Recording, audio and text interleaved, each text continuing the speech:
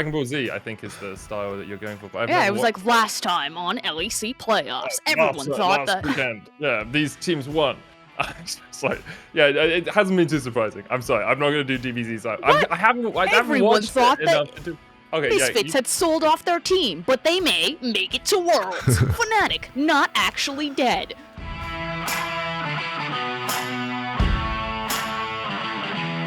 Hey, what up, everyone, and welcome back to Recall, a bi-weekly global competitive League of Legends show where we talk about everything that's happening in the competitive scene. We're back. I'm still your host, Frosk. I'm still joined by my lovely analysts in Broxah and Medic. How are you guys?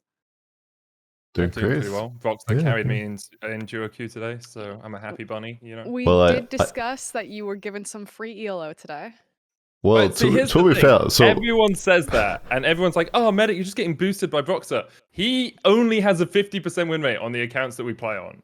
Like, he has a 25% win rate on Lee Sin when he plays with me, and it's like, I'm not that bad. Medic, like, you dropped Broxah's Lee Sin win rate to 25%. Nah, he did that himself at 2018 World Finals. So that was some unlucky wording for you there for sure. But I do want to point out that one of the games you were being attacked by your cat half of the game, so you were not really, you were not assisting that much. You know, the enemy team sent the cat to, you know, distract you. There was that's what.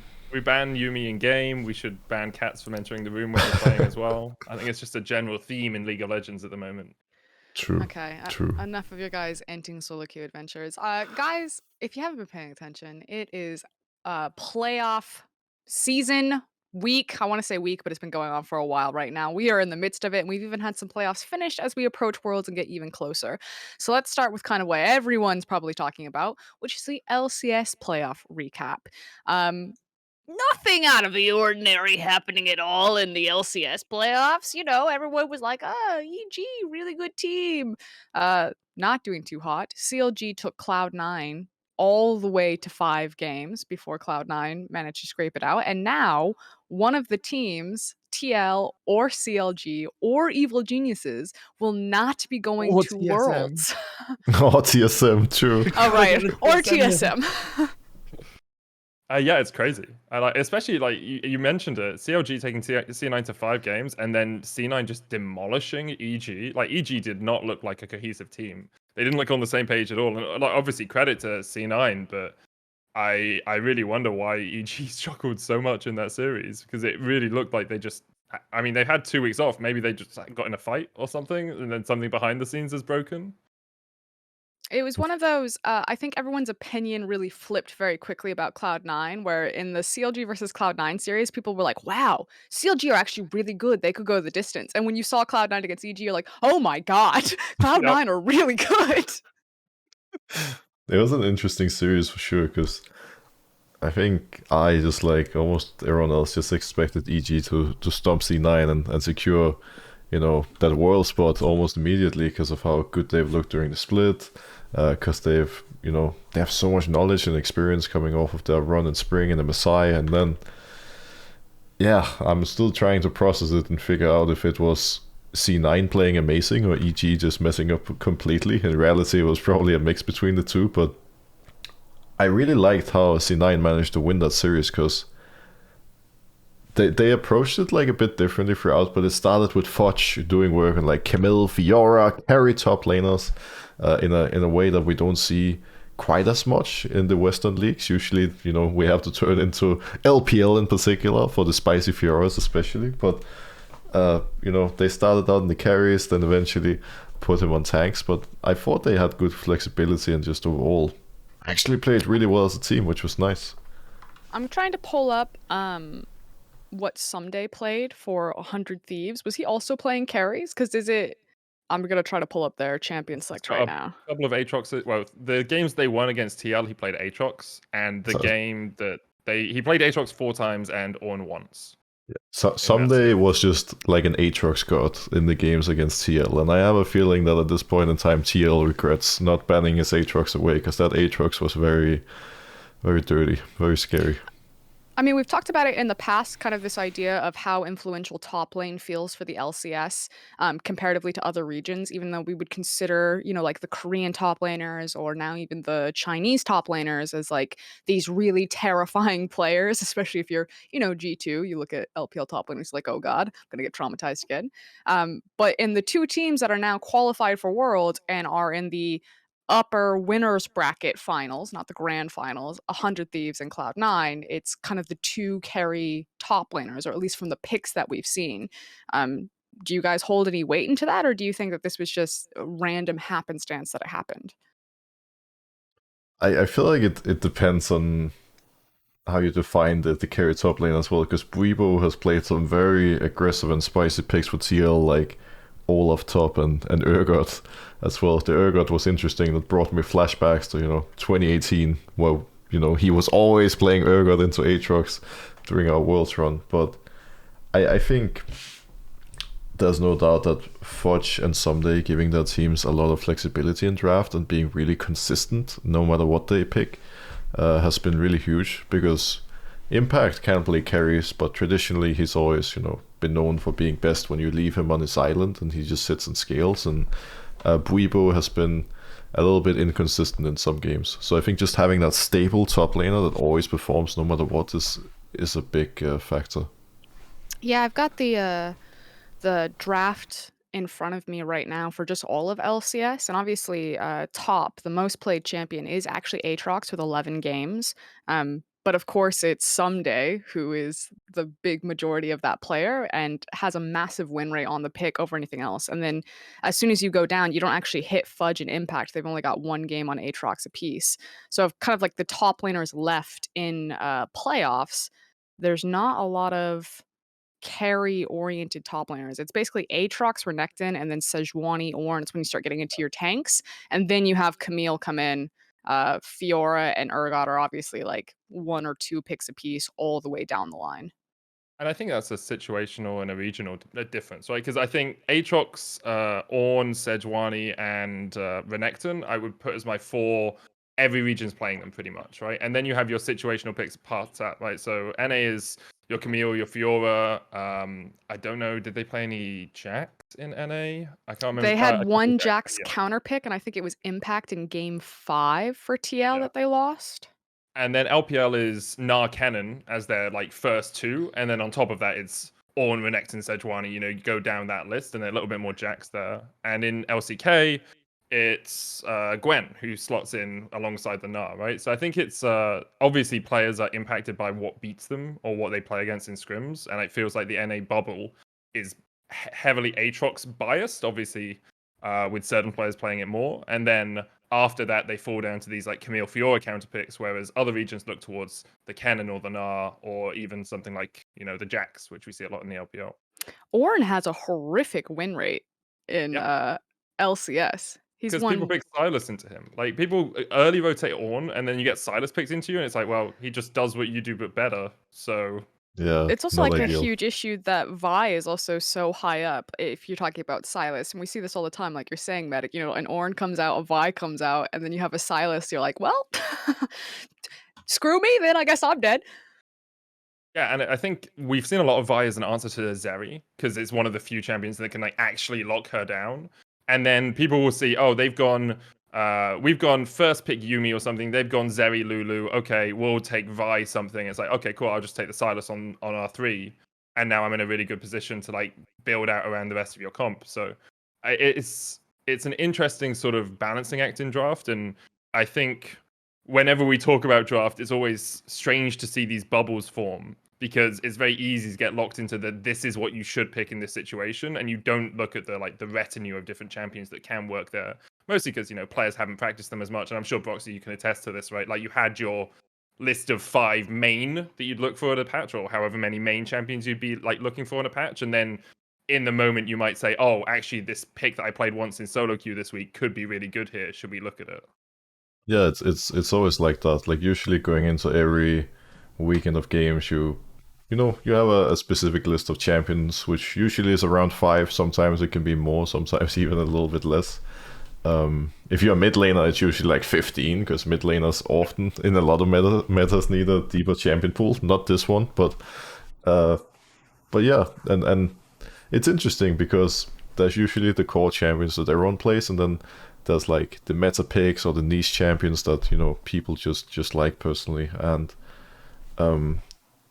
I think it's been a very, very interesting development, even seeing in like both LCS and LEC this past weekend, because both regions are playing on the same patch, but they're just approaching it so differently. And even coming into the weekend, there were certain picks that I thought we would see more. I think Sejuani is a big one. Like, it's been very popular in most regions, and some teams play it like a lot, both top and jungle, and other teams just completely ignore it and acts like it doesn't exist, which can be probably due to scrims, because when a new champion is strong, you try it out in scrims, and if you have good results and people in your little scrim bubble that you play against do well on it, you're going to spam it. And if it doesn't do well for a couple of games, then you just drop it, and that leads to different meta priorities. As far as what we define kind of the biggest upset right now happening in the playoffs, I know that people were looking at TL falling down against 100 Thieves, although I think most people were 100 Thieves favored there. The fact that C9 took down Evil Geniuses so handedly, but then you also, on the loser side of the bracket, or the violence pit, you have FlyQuest dropping to TSM. And I think the big surprise about TSM not only taking that series to 5 games, but also now going up against what looks like a very vulnerable Evil Geniuses. Do you guys have any weight on TSM? Do you have any opinions about kind of why they looked better? Because I think if anyone asked about FlyQuest versus TSM, no one cared about that match. Everyone was like, FlyQuest have been the dark horse for the LCS summer split like the entire time. People have been, they're inconsistent, but they're pretty decent. They're having their highs and lows, and TSM just look like absolute gutter trash. And now TSM's potentially still in the running for Worlds.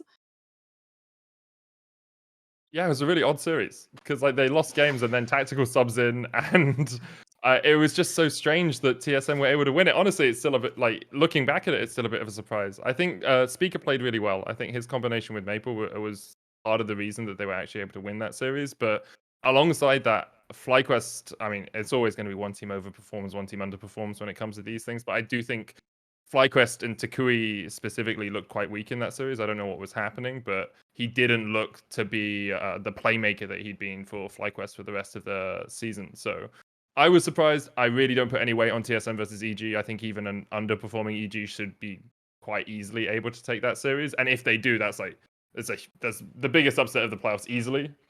Pipping EG C9 if TSM are able to win that. I feel like it could also be nerves, right? Because FlyQuest has looked so good throughout the entire summer split, but it just happens often when, to certain teams that they play really well during the regular split, and then when they're in playoffs, all of a sudden they look like a different team. And FlyQuest even looked a lot worse versus TSM than they did versus TL the previous week, because now they probably had in the back of their minds that, oh no, if we lose this, then our year's over and we're not going to Worlds. And I think that type of stuff can impact a lot more than you would expect watching from the outside.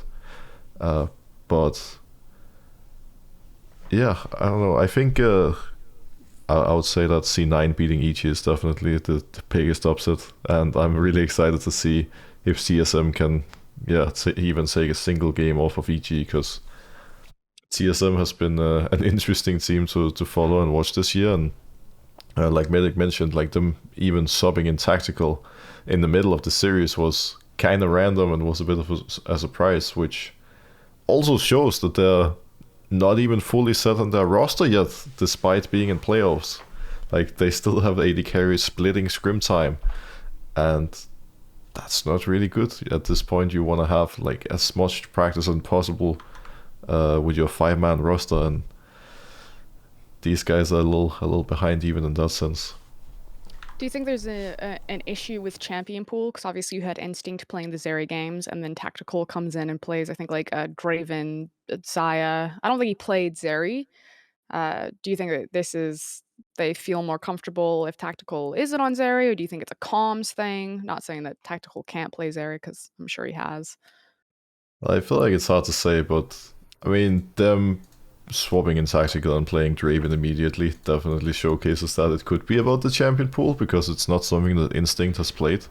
I wouldn't really consider Tactical a Draven player either personally, but it is a very strong pick, and if you feel like one guy is much better on it than the other, then I feel like it could make sense. It could also be one of those cases where, you know, you try to change something just for the sake of it. You know, sometimes you see teams making a roster change and they try to get this little honeymoon phase going where everyone's like, now we brought in a new player, so all our problems are gone, everything is going to be fine. And I'm not sure, but whichever way, you know, they stopped in Tactical, he went 1-7 on Draven. They stopped playing Draven and they started playing Sivir and Sion, and it worked out pretty well. That wasn't Tactical's fault, that game. No, I'm not saying it was his fault. It's just that game definitely didn't go according to their plan. He pooped the bed, and then they kept playing with him for a while. No, I mean, I respect them for continuing to play with him, but I'm assuming they had like a nice strategy prepared with this Draven Pike. But problem is, it just looked like crap. Like, it just didn't look great. But I respect them for continuing to play with him and committing to him, and, you know, then he got a chance to properly show off the next two.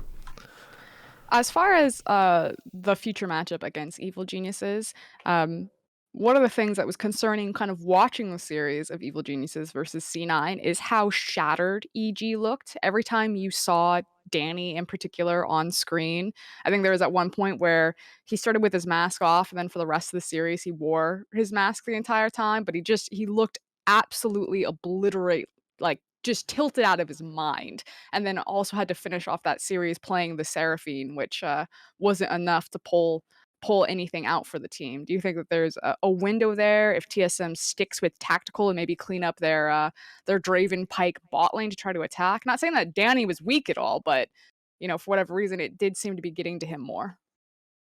I mean, I definitely think Danny had a poor series, and like I think if he continues to play the way he did against Berserker, that's definitely it's a place you can punish, and it's something we used to talk about a little bit, even going into MSI. Was yes, Danny's a great team fighter, but his laning phase isn't always the best, and EG's bot lane was a key area of weakness that we expected to see more exploited at MSI, right? And I think they've definitely leveled up since then, or at least they had until last week, or a couple of days ago, where they looked really bad against C9.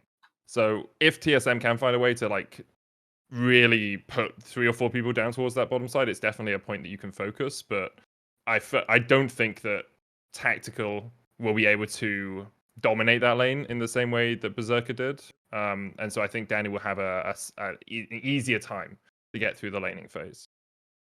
You also need a really good AD carry right now in this meta. I feel like this is an AD carry meta more than it's been the past couple of years, because like we literally see AD carries getting pentakills left, right, and center, and you know, there's different routes you can go. You can go for the Draven to try to dominate early game. You can scale on Siri and Sivir. We have Yumis and Enchanters all over the place. Like, more than ever, you have so many tools to carry as an AD carry, whether you prefer doing it in the early, mid, or late game. But EG desperately needs Danny to perform right now, and hopefully he will be able to, because it would be a shame to not see them play at their best, even if they don't make it to Worlds, just to give us some, you know, some big plays and some nice series. It's kind of interesting though, because TL, one of their main weaknesses is Hansama and Korja J look really bad as well, right? So if we do end up having TSM and TL go through into that lower bracket match to, you know, fight for the final world spot from NA, that AD carry support duo matchup is going to be super interesting to watch. Yeah, so for sure. Kind of moving on to the fact that 100 Thieves and Cloud9 have qualified. Now the big question is, who do you guys have your bets hedged for on who's going to take the last spot? Is it going to be TSM, Evil Geniuses, CLG, or TL? It's not going to be CLG. You don't think it's going to be CLG? Oh, but maybe. See, just on name recognition, it shouldn't be CLG. They took Cloud9. They look really good. Yeah, you're right. 5 games. Oh, And they're not playing any of that like garbage scared shit. Like CLG come out swinging. I would At be TL. very surprised if CLG actually makes it to Worlds. That would be crazy. Imagine if they do, man. Kobe will come out. I never doubted them. But think about it. Shall be rewarded. You absolutely know he's casting CLG versus TL. 100%. But it wouldn't only be CLG making it to Worlds. It would be them making it over. EG and CL would have looked so good this summer split, and who most people expected to easily make it, right? Like, it would be the craziest story. And I like, they're definitely my dark horse going into it, because you kind of know they're there, and you know they've been really solid, and you don't know fully what to expect. Also, because like you said, Frosk, they just play super aggressive. They don't care. They have no fear, and I think that alone makes them really dangerous to go into, because when you play against a team who you can clearly feel like they have nothing to lose, you can never know what's coming. I mean, just looking over their picks alone right now, Palafox, he pulled out the Yone, and this is just for playoffs. He's pulled out the Yone, he's pulled out the Akali.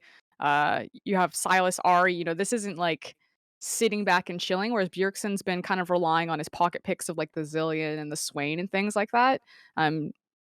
If you guys had to, because I think this is like the series that everyone wants to watch, not that TSM Evil Geniuses doesn't have its exciting factor alone about whether EG is going to be able to turn it around. But if you had to like pinpoint in CLG versus TL, like where the most important matchup is, or where you slightly weight it to one side, where would you go? I mean, Medic, you already kind of talked about Hansama and Core JJ being weak. Is that a factor for CLG? CLG love to attack the bottom side of the map in terms of invading into jungle pressure. It definitely is. And but I think the problem still is, and maybe it's just I haven't like analyzed CLG as well as I could have done, but I still just look at the two teams and I think about what I know about them. I think about how they play, and I give every portion of it to TL in terms of like who is the better top laner. Well, I think Purple is the better top laner. I also think he gets better top lane leads and translates that better across the map. Who's the better jungler? I think Centaurian is the better jungler. Like, I go down every place, and Hansama and KoDJ looked really bad and have looked really bad through certain portions of the split. And I think Luger and Poom have looked good, but I would still, on any given day, pick Hansama and Core over Luger and Poom. And yes, CLG can attack the bot side of the map, but it would be such a shock to me if this TL roster doesn't beat this CLG roster. And I think all credit to CLG if they can do it, and I think they have looked a lot better than I expected them to, but still, TL just across the board look like a stronger team to me. I would agree with that. I think the guy that I would look out for the most would probably be Dokla, because I feel like there's a very high chance it's going to be carry versus carry top matchups, and Dokla has actually been huge for CLG and a big part of why, they look so good. Obviously, it's a team effort, but to me, this guy has been a big standout player, and both of them are going to be playing super aggressive. Like, when you have the Buivo Dokla matchup, I expect constant fighting from almost first wave, and I feel like this is an area where if Dokla and Contracts have their synergy on point and they manage to shut down an aggressive Buivo in the early game, then it could translate into something bigger. But like Medic said, it's not like they have an advantage anywhere in that sense. But at the same time, you never know who's better on the day, right? And anything can happen, especially because TL, I would say, almost has to make it to Worlds. Considering how hard Steve went this all season. Like, Steve went really big, getting Bjergsen out of TSM, getting Buivo from Fnatic and Sama from Rogue. Like, it would be a rough one not making it to Worlds. Alright, going across the pond then over to the LEC playoffs. Medic, can you give us? I know Broxah, you also cast over there. Can we give us the quick rundown DBZ style? Nothing too surprising overall. I don't know. Not what? I haven't watched it. Sorry, what? I haven't watched it. Dragon Ball Z, I think, is the style that you're going for. But yeah, it was like last time on LEC Playoffs. Everyone thought that. Weekend. Yeah, these teams won.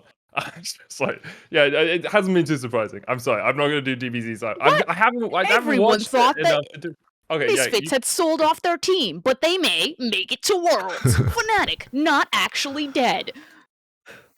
G2 we and go. Rogue in the winners bracket. Pretty good. Mad Lions at Worlds without winning a single best of 5 all year. There you go. Very nice. Excel disappointing everyone again. Oh man, the XL loss though. Oh, I mean, Medic, how could you even say there was nothing so surprising happening? You casted right? Excel Fnatic. You saw Fnatic lose the series 0-3, and then Excel just decided to revive them and hand them a chance to go to Worlds out of nowhere after winning Game 3 and winning 3-0. is that so surprising? This team missed playoffs for 6 splits in a row. Not this roster. So, like but you know, this organization, they were 1 win away every single time. So them failing when they just about are about to succeed doesn't surprise me that much anymore. I feel bad for the players. The players on that team deserve to go to Worlds. Apart from the fact they couldn't win the series to actually make it to Worlds. Like, I think they'd have fun at Worlds. I think they'd put on a good show, but they're not good enough apparently. So, but it's a completely different roster, right? And I feel like what surprised me the most about Excel ending up losing to Fnatic, I expected Fnatic to win going into it, but watching the series, it was just over. Like, Fnatic looked done. They had like nothing to offer in like early game, mid game, late game, and then Excel just got overconfident and they just gave it away. And then after they gave away Game 3, they just tilted into oblivion, and then it was over. But I think for me, it's more so the way that it happened, right? So it's like my expectations kind of turned in the middle of the series, and then I just got so triggered, and then I was on the broadcast and I had to sit there and analyze it. Like, oh man, I was just so tilted after that Game 3. I could barely handle it. If you're sorry. Oh no, you go, Medic. I was gonna say, you could see it from Patrick's positioning for the rest of the series. Like, after he gets caught out with a single barrel, it's like, okay, I'm just at the back. Like, until all of their engage, all of their utilities used, I'm not stepping forward, and it cost them a lot. Because Game 1 was off the back of him being aggressive on Neela, and then Game 2 was, it's all a team effort, obviously, but he played so well up until that point, and then just that cost them everything, and it sucks for the team. But for Fnatic, 20 playoffs out of 20 playoffs. They're looking to make Worlds for the 6th year in a row. Last time they missed was 2016 summer, I think. They lost to H2K. So, Broxah, when you're in a position where someone on the team or yourself is just tilted into oblivion, is that, like, if you had to identify where the failure is, because obviously when you have a team that is doing this well, no shade to Excel, it is a failure when you don't go to Worlds after there was such a strong run. Is this in coaching staff? Is this in players? Like, where do you have to pinpoint as an organization to fix to make sure that something like this doesn't happen again? I feel like it can be a bunch of different things combined that, that creates this sort of problem. I feel like in this case, Excel has had a really, really strange split in the sense that they started out really well, looking like the best team in Europe. Then they got worse and worse throughout the entire split, and they looked pretty horrible at the end of regular split, to be honest. And then all of a sudden they're in a position where, they actually start improving and they actually start looking like they can take that world spot. And I feel like maybe mentally they were just not able to keep up, and I think that's partly on the players for not being able to handle that emotional roller coaster they've gone through the past couple of months. I think it's on the coaches for not setting them up better, for not being able to bring them back after that Game 3, because I think no matter what, like if you're in a situation like this, you need one hell of a speech after that Game 3 to bring them back. You need someone to really instill confidence into the team. And I know this is something that Huli and Humanoids mentioned on the post-game lobby in LEC after they won that. At one point of the series, Razork, that jungler, he was just like, he kept yelling at them, and he was so energetic, and he's like, guys, we got this, it's gonna be easy, I'm gonna 1v9 this, we're gonna win for free.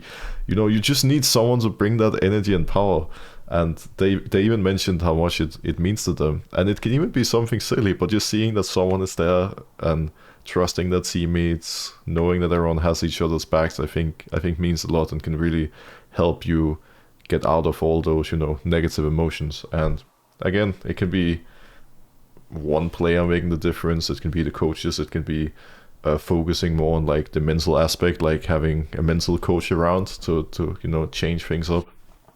But it's something that's fairly common in esports. I guess we see it a lot, and it's part of why I rarely expect any of the bottom teams to actually perform when they come into playoffs without experience, because in playoffs it's all about experience and being able to handle the pressure. I feel like it's more mental than anything else, just because everyone has it in the back of their mind, that now this is where it matters, this is where we need to qualify for Worlds, and it's what everyone cares about too. Like it's the only international tournament we have, except MSI, where it's only all the number ones, right? But yeah, it can be very difficult. Medic, do you have anything to add before we kind of move on to world and playoff predictions? No, not especially. I think it was a good series, the XL Fnatic one. You should watch it if you haven't. So it's sad though, because we know who won. Yeah, I mean, sure, but I had a Rihanna quote in there at some point. Watch it just for that. Great. So G2, Rogue, and Mad Lions have qualified. Now, of course, with the adjustments and updated changes to the world's format, Europe is given 4 spots, which means one last team can take the spot. Do we have Misfits or Fnatic taking the final spot? It's got to be Fnatic, I think. Like the thing about it is G2 the day before they played against before XL played Fnatic said, I think they said they lost 0-5 to XL in scrims. XL had apparently won all their scrims in that week. They were ahead of the meta, they knew everything. And then for Fnatic to be able to match them, even though XL tilted and like made a mistake and then threw a game, they still won 3 games against them, right? And Razork still had incredible early games. Like his early game in I think it was game 1, was really strong as well. Like he was the shining light for the team. I think that Fnatic showed us a lot more than Misfits showed us. Misfits had one good game against G2. The rest of the games they kind of just got walked over. Although there was another close one. But overall, I think that Fnatic's form at the moment looks better than Misfits' form. I think Fnatic has more experience in this sort of situation than the Misfits roster does, and I trust Fnatic's players more when it comes down to the pressure of winning a single best of 5 than I do Misfits players. So I agree. I think it would be almost impossible not for Fnatic to make it to Worlds at this point. Like this was the big hurdle for them, and Misfits looked okay in the series against G2, but I don't think they're going to be able to keep up with Fnatic, especially a Fnatic that now comes in really hungry with momentum. As far as like the confidence in the European seeds, whether it is like, let's say it is Fnatic, how confident do you guys feel kind of seeing the global playoff situation right now in a Mad Lions, Rogue, G2, Fnatic in current form as your European representatives at Worlds? I'm very That's the confident they'll dream represent the squad right world. there in terms of names. Yeah, in terms of names and in terms of like they'll be the best 4 teams in our region, but am I confident in them against top esports or JDG or EDG or Gen G or T1? Not so much. I'm confident in G2. I think G2 will make a quarterfinal or a semifinal, assuming they don't get like the group of Giga Death. Is that just because of your confidence in Caps? I mean, they're just playing incredibly well. Yes, Caps. Jankos as well, I think is really good. Flackhead has continued to surprise me with just how good he is. So overall, I mean, Broken Blade and Targetman's obviously good as well, right? But I think the Caps Jankos duo is the best one we have in the league. I think Flackhead is really stepping up as an AD carry, and I think he has been all split. So just overall, the quality of their play and their players, I trust pretty well, and also their organizational structure to be in a good spot when it comes to competing at Worlds. Because like Mad Lions historically haven't done that well at Worlds, so I also don't think they're one of our best teams at the moment. I think that goes to Rogue and G2. Rogue, again, they got close in the FPX group, but that's kind of FPX kind of being absolutely poop, right? They went like 1-5 in that group, if I remember correctly. Was that FPX or was that top? Can't remember. Anyway, yes. So I have a lot of faith in G2. I don't have as much faith in anyone else. I think if G2 make a semi-final and anyone else makes a quarterfinal, we should be very happy as a region. Or just happy. Or sad. I can't tell you how to feel. Just feel what you want to feel, but don't send players death threats. That's not something you should do. Broxah. I think that summed it up pretty well. Like the last part, that's a good little mention too. Like, oh my god, you lost! You made me so angry. It's like, you think the player isn't angry that they lost? You think they're not annoyed? They don't need you to tell them you're annoyed. Why is everyone so scared?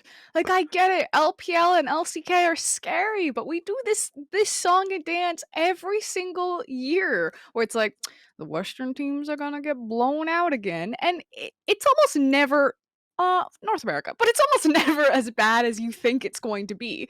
And even in NA, they almost get out every single time. If I set my expectations here, and historically we're here, then I get this, right? Whereas if my expectations are here and we do worse than usual, I get this, and I prefer this to this. I just want one year for people to just like come out swinging and be like super stoked. Like, I really do miss the fever around G2 when they were in their height, and like how confident fans were that G2 could actually put up a fight. Because even when you lose, I still think that feels better than just like being like, you know, if we hope for nothing, then anything is good enough. I feel like, and I think like it's been a while since we've had a G2 or 2018 Fnatic, right? Where you could really say, I think these guys will go to the final. And G2, like, I had a bit more faith in than 2018 Fnatic, although 2018 Fnatic was still one of the favorites for the tournament. Like, you came into that tournament thinking like G2 can win.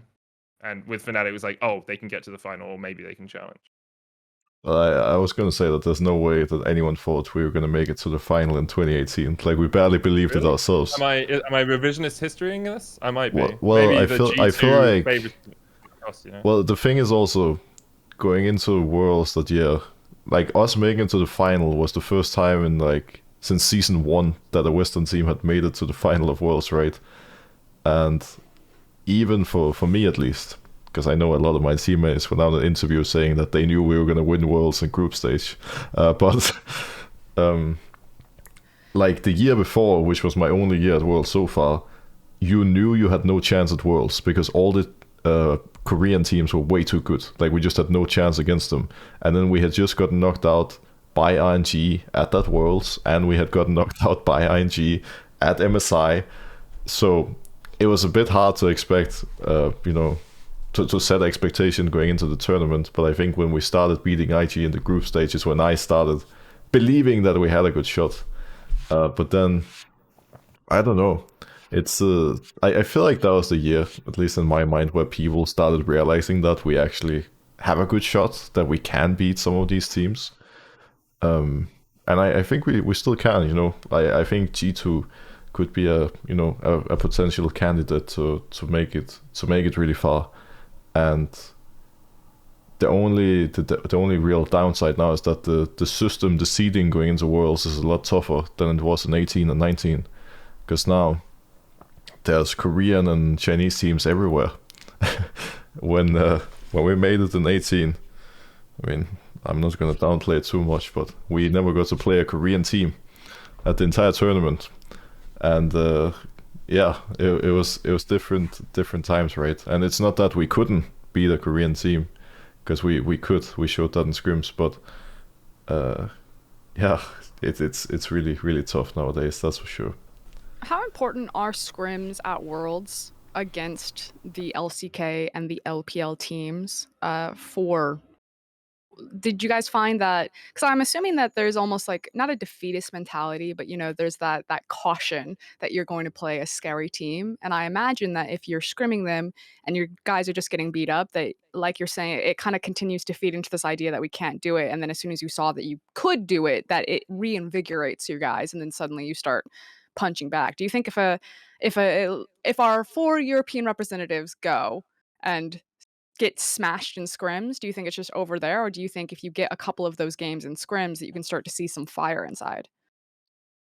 To be honest, I think it's normal, that Western teams come into a Worlds bootcamp and they get stomped in scrims by the LCK and LPL teams. I think that's how it goes for almost all Western teams every year, because usually the level that you see during the regular split and playoffs is just higher over in Asia. Like they just play better than we do over here. But I also feel like every Worlds bootcamp I've been at is where I've learned the most, and me and my team have been able to grow the most in the shortest amount of time. And I think the team that comes out the strongest is always going to be the one who has the most willingness to learn and improve.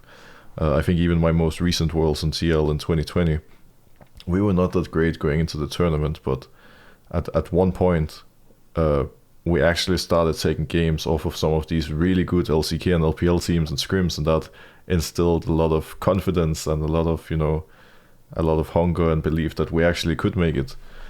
And I think in general, all that momentum and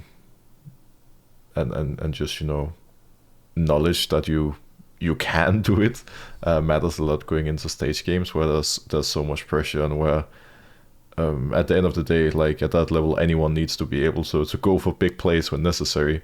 And like Medic mentioned in the Excel series, for example, once the pressure was at its highest, someone like Patrick all of a sudden played a lot more scared than he did in the first two, where he carried really hard. Like no matter what situation you're in, no matter how much pressure, you need to always be able to go for it. And I think that starts already with scrims. Like I think even in 18, at some point when we got close to the final, our scrims got worse and worse and worse because we started getting burned out from grinding for so long, and none of us had made it so far at a tournament before.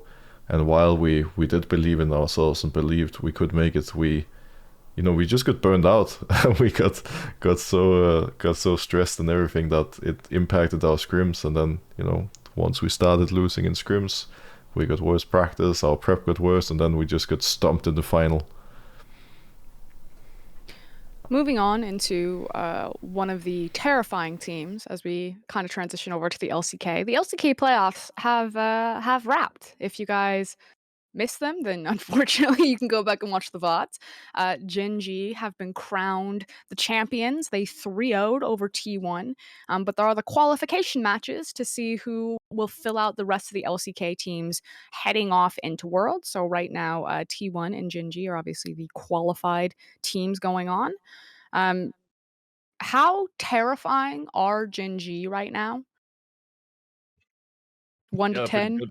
Pretty good. Like probably a 9.5, maybe a 9. If 10 is like peak T1, then I think Okay, peak peak SKT, T1. sorry, peak SKT. So this is what I was going to ask. I was like, in this iteration of Gen.G, where do you slot them in the Samsung, the Damwon, the SKTs? Like, I think they had the best overall win-loss record of anyone ever in the LCK regular season, if I remember correctly. Now, that fact, I'm like 90% sure on that, but don't hold me to it. But it was a great record. Like 17 wins, 1 loss, best of 5, 35 to 5 games, win-loss overall. They then 3-0 the reigning champions in the finals. They 3-0 the MSI finalists in the finals. It was a shellacking. It wasn't even close. And I think T1 played super poorly. I think they really didn't look coordinated or themselves at all. And I think Gumi Yushi really struggled at times as well. And that bot lane really struggled. But overall, like, Gen.G just looked a cut above T1. And that really, really is a frightening prospect for EU fans. Obviously not for Korean fans. They should be pretty happy with the two teams they're sending already. I think it's so hard to say what to expect from them going into Worlds anyways, though, because I've seen it happen so many times in the past where we expect the number one from Korea, China to just come in and stomp everyone, and then there's just always some of the top teams who don't perform at Worlds, who choke under the pressure and who don't do well. And I'm not saying that's going to happen for Gen.G necessarily, but Worlds is just different. And I would not want to, be seeded into the same group as them if I was competing at the tournament. That's for sure. It's one that you most certainly wanna avoid. Definitely in top 2, top 3 scariest teams you can meet. But yeah, I'm going to be really curious to see if they can keep up that same level at Worlds, because they look really, really wild.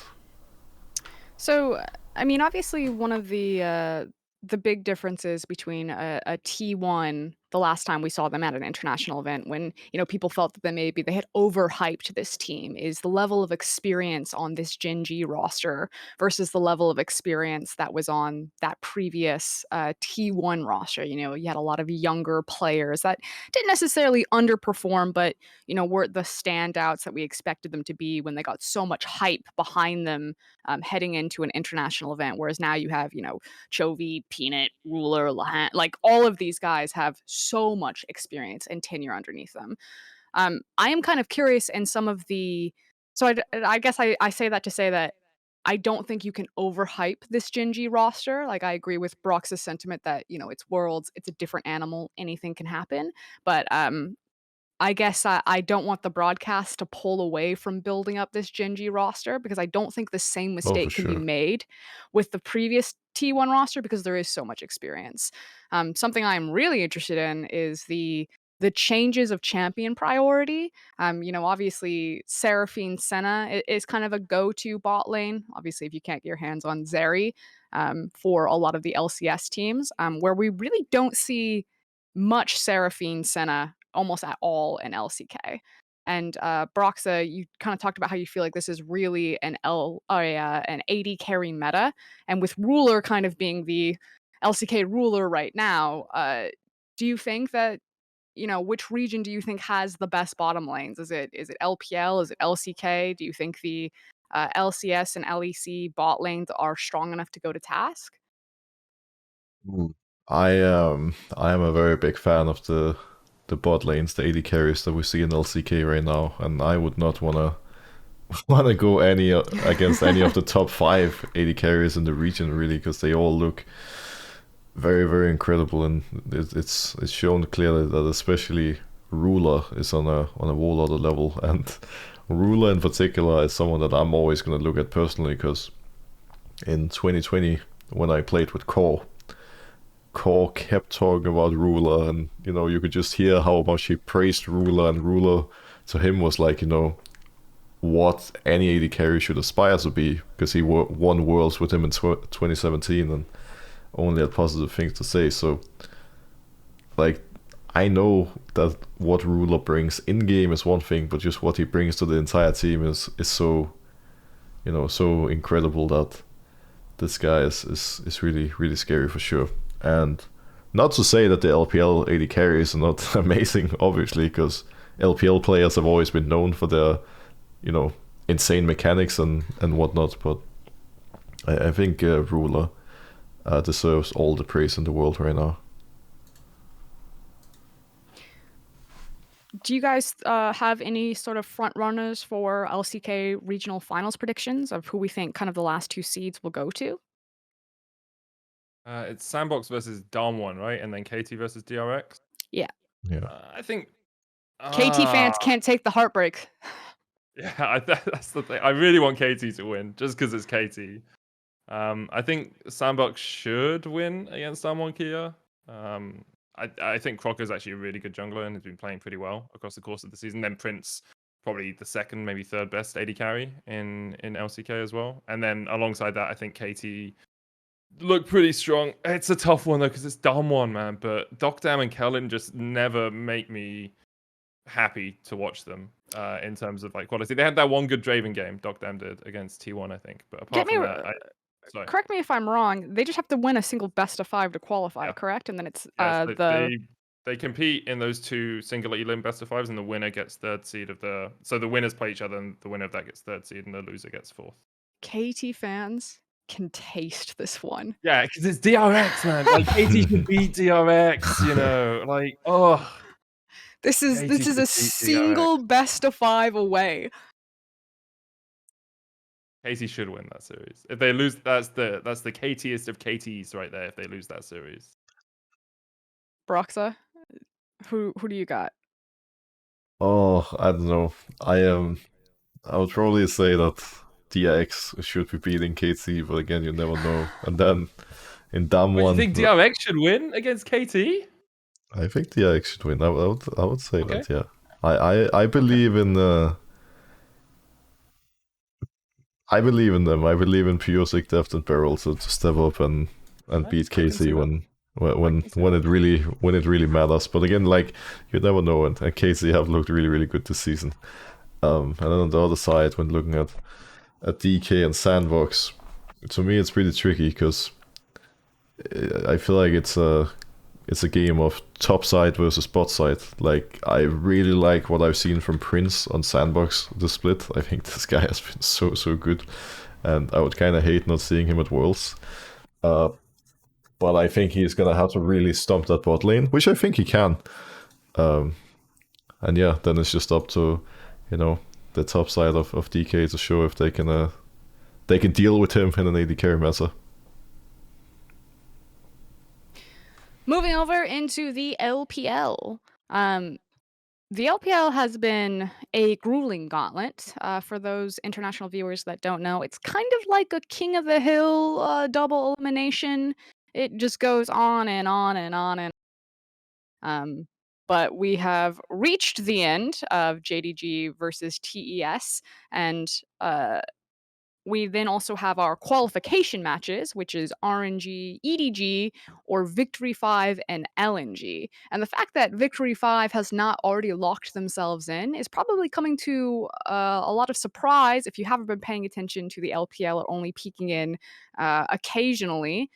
This was the team that early on, the LPL analysts were saying, like, yeah, they probably won't win the LPL, but Victory 5 is probably pretty solid for winning Worlds, and now suddenly seem to be dropping at the most inopportune time.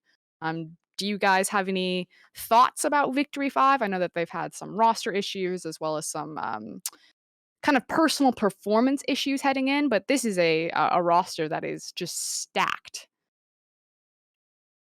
It really seems like the loss of Casa and the subbing in of XLB just has not worked for them across the board. And obviously, like, there's synergy issues and such that caused the original sub, but they've lost so much of the individuality that made the team so strong when they were originally like touted as a team that could win Worlds.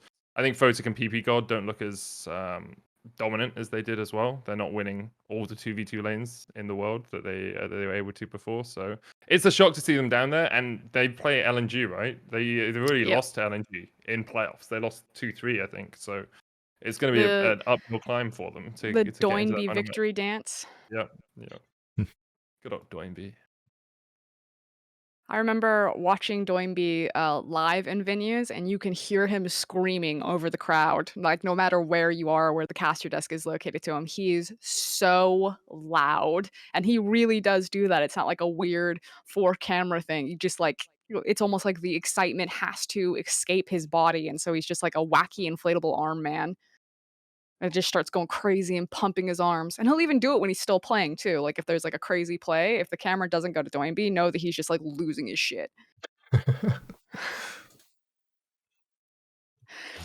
As far as a JDG versus TES, do you guys have any favorites there, or do you guys feel more comfortable kind of talking about who you think will come out of the regional?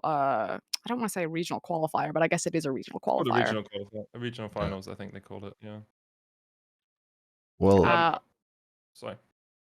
well, when it comes to JDG and top esports in particular, I think it's really hard to say who's going to win this final, because when these two teams met in the semi-final, it was one of the best series we've had this entire year, and the fact that top esports was up 2-0 and then got reverse swept, it was absolutely crazy to me, and just the resilience from JDG and the way they managed to come together as a team was so impressive. And I think the fact that the previous match between them was already a reverse sweep just showcases that anything can happen in this best of 5. Like, even if one team is up 2-0, it can still turn into an absolute banger. So I'm really excited to see it. I think it's pretty clear that both teams can take it, and then it just really depends on who manages to show up on the day.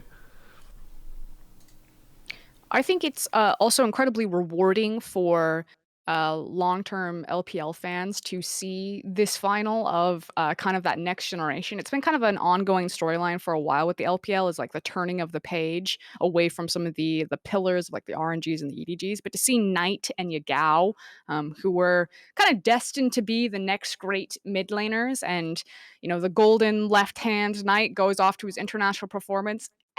Didn't really see it. There was a lot of Orianna games. It wasn't the Knight that we wanted to see, and it feels like he's really found that clutch factor back for him. Whereas Yagao, mostly known for more of a control style play of impacting map, I think is also stepping up and having his revealing moment. Not saying that these are the only carries of their team, because again, you look at any LPL roster and it's fucking stacked down the line.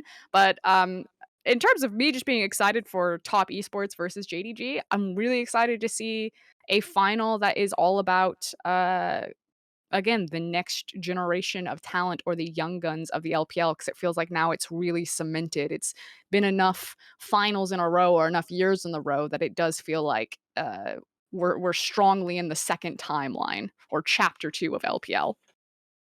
Yeah, that generational shift is one we're seeing.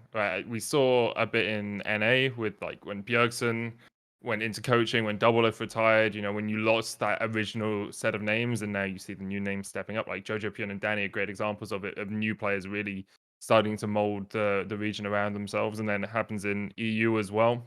And like I love it. It's great. It's because I actually think it's a real big challenge for an esport to show that it can iterate at least once. Right, because if you have your original people who built up the esport and everyone's grown around them, then to be able to say, okay, those people have left now, please still be interested in our game. That's like, it's hard because like a lot of people, the nostalgia factor's there. And if I say to like most long-term EU fans, if I tell them about Froggen, they're like, of course I know Froggen.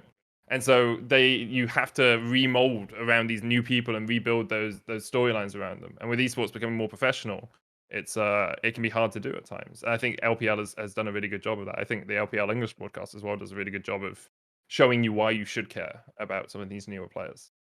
There's also then the return of Tien on a completely different roster, coming back from Worlds after his rise to fame off of FPX, and then kind of disappearing and turning into a bit of a joke within the region. Now kind of back in form. We talk about how terrifying a Karsa rookie duo was for Victory 5, and that's why that team was such a front runner for being a dominant force coming out of the LPL. Obviously, with Karsa leaving now, that's a bit up in the air. But Tien Knight in form, Kanavi Yagao, like that.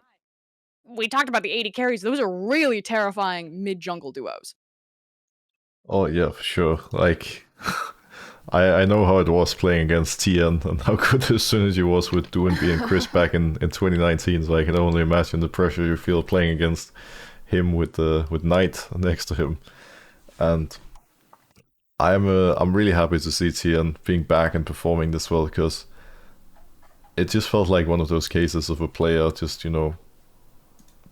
almost being entirely done just because of storylines and stuff, and because he had like a poor season and all. But seeing him back and just absolutely popping off is great. Like, obviously he's Tien, he still has games where he's not showing off that well. He's can still be a bit inconsistent, but man, on the games where this guy is is having a good day, he's just on another level. So so excited about it, so excited to see him play in the final. And then that's why I think it's so great when then you look at the qualifying rounds with RNG, EDG, Victory 5, and LNG, because you have Doinby, Rookie, Scout, and Xiaohu. So we just talked about how kind of like the new age mid laners are kind of playing in the grand final, and then you have such icons, not only in the RNG, EDG team that they're representing, but just like icons of the league, of League of Legends in general, that are all vying for the last 2 spots. I don't think as an LPL fan, you could have scripted it better for hype. The fact that RNG and EDG need to go toe to toe. Fun fact, RNG historically never get the better of EDG when it comes to best of fives. It just like, no matter what the roster is, they don't meet, or they have met a bunch of times in best of fives, but when it comes to like finals on the line, EDG historically gets the better of them. When it comes to outside of finals, RNG historically get the better of them. So I'm actually like, as an old school LPL fan, that's my match to watch. And if you guys are new LPL fans, probably want to see the victory dance that Doinby's going to do when he ends rookie trying to 1v9 drag Victory 5's corpse across the line into Worlds. It is crazy that one of RNG and EDG isn't going to Worlds, though. That's actually absurd when you look at it. Well, also worth mentioning that RNG did win MSI. So I feel like that makes it even more surreal if they don't make it to Worlds after that. You know, they won MSI and now they're struggling to even make it to top 4. Like, holy moly. It's a really odd system, actually. The more, like, because RNG and EDG are 3rd and 4th in the championship points ranking. And LNG and Victory 5 were 5th and 6th. So it seems weird that, like, you have more championship points. I guess they just said, well, it doesn't matter how many championship points you have as long as you're in the top group. But you play you play the person directly below you rather than like 3rd place 6th and 4th place 5th. I think it's because of also where they finished. I don't know exactly how the system works. I think it's also where they finished in the playoffs to help seed them into it. So the fact that EDG and LNG, so the championship points isn't actually seeding for it, I guess. made it farther in the playoff bracket, they then are the seeds. And since Victory 5 and RNG finished beneath them, that makes sense. Yeah, that makes a lot more sense. So. The playoffs in LPL are absolutely brutal. They can really mess you up. Yeah, like it just goes. It's like 7 rounds, 6 rounds plus regional final. It's so many. But I also think like just outside of the best of 5 experience that you get, Broxah was talking about it earlier. You know, that burnout or that mental fortitude to go on such a long tournament. I think that the LPL playoffs is perfect training for Worlds because you are buckled in very intense matches for a very extended period of time. Never mind your physical best of 5 experience. But that kind of wraps all of our playoff discussion, but we still have discussion on something that is a bit more controversial. I've seen various takes on social media about the brand new Summoners Cup. If you guys don't know, Riot worked with Tiffany Jewelers to have a redesigned Summoners Cup, kind of in the same vein that they brought out the Louis Vuitton, I guess, case for it. Yep. I personally don't mind the cup. Especially when shot from above, I think it's really cool to have the 5 pillars of the 5 different positions and have the positions engraved on each pillar. I can see where criticism is coming from, that it feels a bit too plain or corporate. I think I see that word thrown around a lot. Do you guys have any strong feelings one way or the other? Well, personally, it's gonna take me a while to get adjusted to this trophy because there's so many memories, nostalgia, and everything connected to the old trophy, and I loved the old trophy. I thought it was so cool. So to me, it felt like an unnecessary, unneeded change more than anything. But with that being said, while on first glance I'm not entirely sold on the old trophy, I think it's one of those things where once you see a team standing with that trophy at the end of Worlds, you know, it's gonna look so sick and it's gonna be so cool, and I'm already gonna have a different opinion at that point. And just like you mentioned, I think the 5 pillars for each role is a very, very nice detail that I can definitely appreciate. It definitely helps with lifting it as well, right? Because you have 5 handles, so you can just all. The picture is going to be very easy. I think it's a bit too minimalist for my taste. I think it's I mean, I don't know enough to talk about general design and aesthetic stuff, but it tends to be that I find when things are minimalist for the sake of being minimalist, I don't like them as much as when they're minimalist because it actually is aesthetically pleasing, at least to me. I would have liked a little bit more like etching or some engravings or something just on it. I think that it's too many like solid shapes for me, you know, the handles and then the flat of the front. But it's a change is bad thing, right? We all resist change. Humans inherently resist change. And I'm sure, as you both said, after a couple of years of someone lifting it, I'm going to be like, yeah, it's a cool trophy. You know, it looks nice, shoots really well, is shiny, looks great in photos. Excellent. And the old one was a bit old, was a bit tacky. It's fine, in my opinion. I think it lacks some of the history, but it'll get there. And my hope is we do the Stanley Cup where we only have enough space around the base until 2026. So after that Worlds, we have to add another base. And I think that gives it more character. you know, because you add another layer underneath, and they do. I'm pretty sure they do this with the Stanley Cup in hockey, and you just keep adding layers, and then you can engrave on the layers underneath. It does look like it's kind of built for that already. I They guess do it with a lot of trophies, so.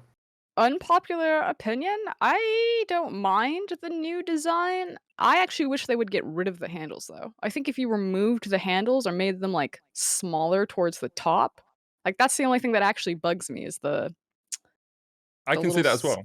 the sticks on the side. Otherwise, I'm like, yeah, I think it's cool. I like the fact that it's more of a flat metal and like let's be honest, the old trophy that had nothing to do with anything of League of Legends lore. Wait, have you guys heard that quickly before we do this? I'm pretty sure we know what like the world's. You know how we always like take notes was MSI's like slogan, Oh, like right? it's Mhm. one and only. Yeah, it's one and only, and I'm not sure. I guess it's one and only team wins, and I can see how it would be a good song.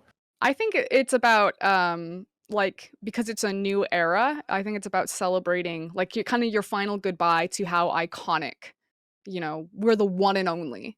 We're once in a lifetime. We have a Yeah, new I can see trophy that. now. Yeah, I can see that. that would make sense. It's weird they didn't do it for the 10th year Worlds. If they're trying to like make it into a new era and be like, hey, this is the epitome of Worlds, because it was that 2 years ago? I guess it's COVID though. Anyway, that's a total tangent. We can end the show now for us.